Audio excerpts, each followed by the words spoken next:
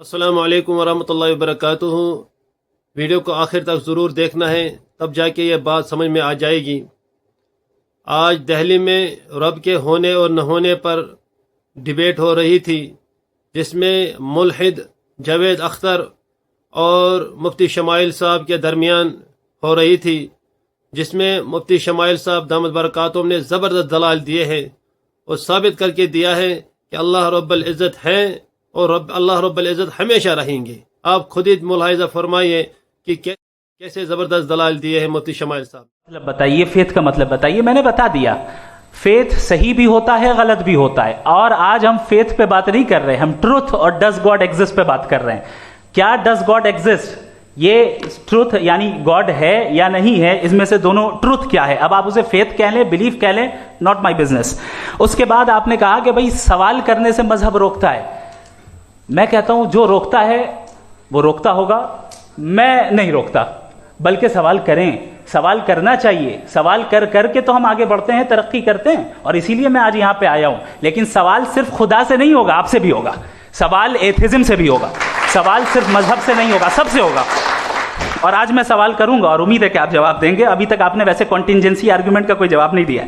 चलें, आपने कहा यूनिवर्स के बारे में इटर्नल क्यों नहीं बोल देते।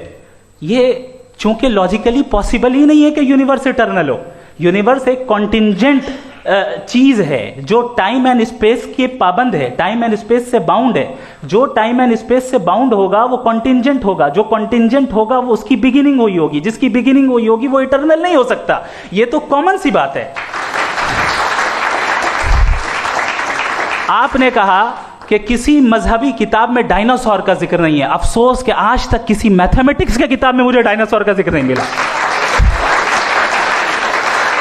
तो इसका मतलब मैथमेटिक्स की किताब बेकार है? नहीं, उसका वो टॉपिक नहीं है। रेवलेशन का और मजहबी किताबों का टॉपिक ये नहीं है कि आपको आके बताए साइकिल कैसे बनाते हैं, या आकर ये बताएं कि जो है डायनासोर कब था। वो तो मोरालिटी सिखाने आया है, गॉड के बारे में बताने आया, नॉन फिजिकल रियलिटी की हकीकत को सिखाने के लिए आया। रिलीजियन साइंस को रोकता है? नहीं रोकता। अगर रोकता है तो गलत करता है। रिलीजियन साइंटिज्म को रोकता है, जिसमें हमारे जावेद साहब मुब्तला है। साइंस और साइंटिज्म में फर्क है। साइंटिज्म यह है कि आप समझें कि साइंस और साइंटिफिक मेथोडोलॉजी ये नॉलेज को हासिल करने का वाहिद सोर्स ऑफ नॉलेज है। यह है साइंटिज्म। हम इसे रिजेक्ट करते हैं। हम साइंस को तो तरक्की करते हैं। भाई आप हमारी पूरी तारीख कर लें, पढ़ लें, तो आपको पता चल जाएगा। बहरहाल ये अलग टॉपिक है।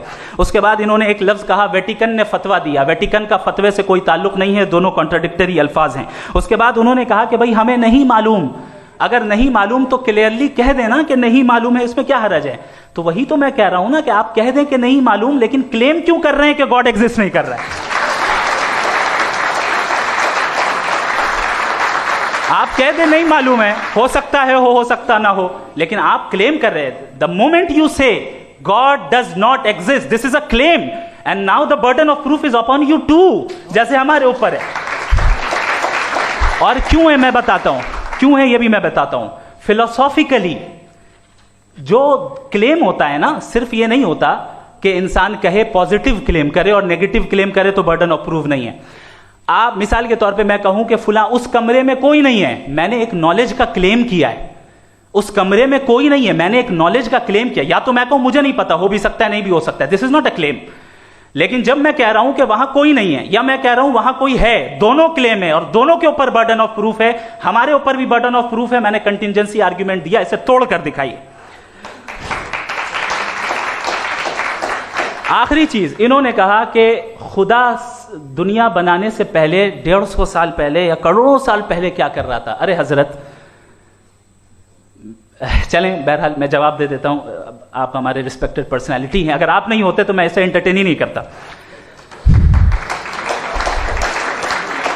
टाइम, ये 100 साल पहले या 100 साल बाद, पहले बाद में अभी, ये वो अल्फाज हैं जिनका ताल्लुक टाइम से है। टाइम शुरू ही हुआ है यूनिवर्स की बिगिनिंग के बाद, तो उसके पहले खुदा क्या कर रहा था। सवाल इलॉजिकल है, ये फेलेसी है। यानी आप ये कह रहे हैं कि यूनिवर्स के बनने से पहले खुदा क्या कर रहा था। टाइम के बनने से पहले, पहले का ताल्लुक टाइम से, टाइम उस वक्त था ही नहीं, तो ये सवाल ही इनवैलिड है खुदा के ताल्लुक से। दूसरी चीज, आर्ग्यूमेंट ऑफ कंटिंजेंसी जो मैंने आपके सामने पेश की है, आपने बार बार ये प्रूफ किया और ये कह रहे हैं कि गॉड ऑफ गैप्स। देखिए, पहले नहीं मालूम था, साइंस ने कर दिया। सिंपल्स की मिसाल से मैं समझा देता हूं। जिस गैप्स की आप बात कर रहे हैं ना, साइंस उन गैप्स को जिन चीज के जरिए भी प्रूव करेगा वो कॉन्टिंजेंट ही होगा। अब चाहे वो फोर्स हो, मैटर हो या एनर्जी हो।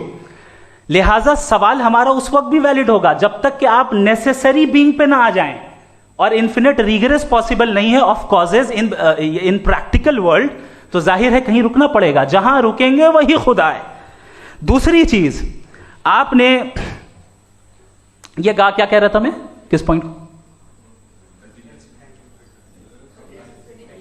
What?